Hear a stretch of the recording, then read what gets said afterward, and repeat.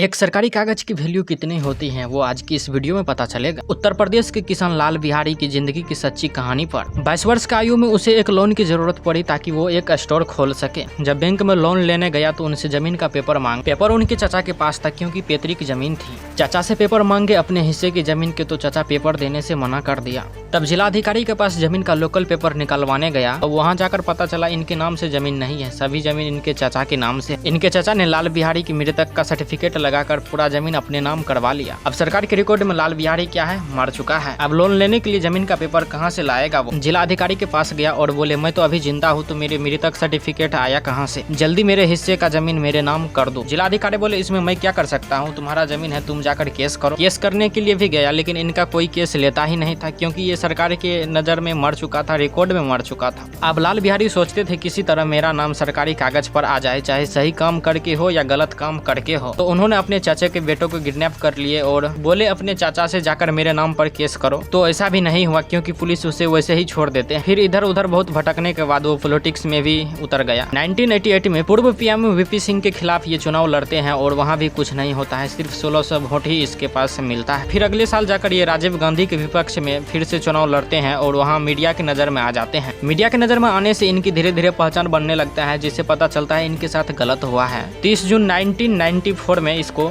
जीवित होने का प्रमाण सरकार द्वारा दे दिया जाता है। तो सोचिए जरा आपकी जीवन से भी ज्यादा वैल्यू किसकी है, एक पेपर की। लाइक सब्सक्राइब जरूर कर देना। मिलते हैं अगले वीडियो में।